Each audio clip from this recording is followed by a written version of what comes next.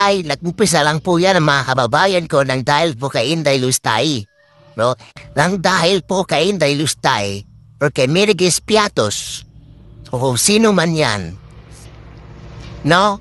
Na hindi marunong o wala pong accountability, no, sa OBP niya.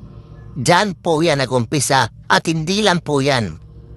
Nabuksan po yan nang dahil din po doon sa tatay niyang si Duterte. No? Doon sa AGK. Na niloko lang tayo. Yes, naloko tayo sa AGK nila.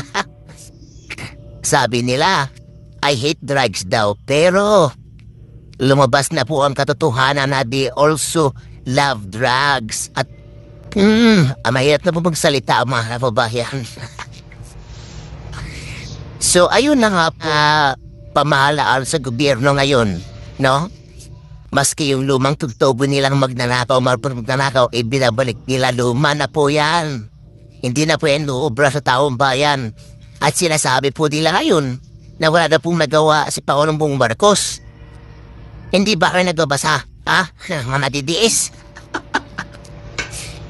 Hindi ba kayo mag-research kung ano yung mga magawa ni Pangulong Marcos? Kuhain sa Pilipinas, umalis kayo dito sa Pilipinas, umalis kayo sa bansa. Sa Earth, kung tayo sa Mars, na Jupiter. Doon kayo nararapat? Kasi kayo, nabalitaan ko din mga kababayan na yung mga vloggers po ay nag-delete sila ng mga live stream nila. At nag-delete sila at nag-private sila ng mga uploads nila. Kasi baka daw ay madamay din po sila.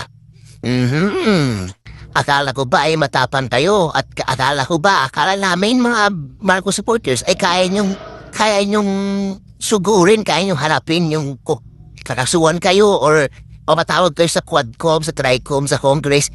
Akala ba namin, na kaya ninyong harapin yan? Ba't ngayon nagtatago na kayo ngayon? Ang gulo to eh. Ang gulo ng mga DDS eh. Noong panahon ng kampanya, Linlin supporters yung kalaban. Ngayon, ang kampi ng mga Marcos, pinklawan na ngayon. Ang kalaban ngayon para talaga, ang totoong kalaban para talaga natin mga kababayan, no? Mga big Marcos supporters, ay ang DDS para talaga. Nga niloko tayo, ginamit lang tayo sa panahon ng kampanya.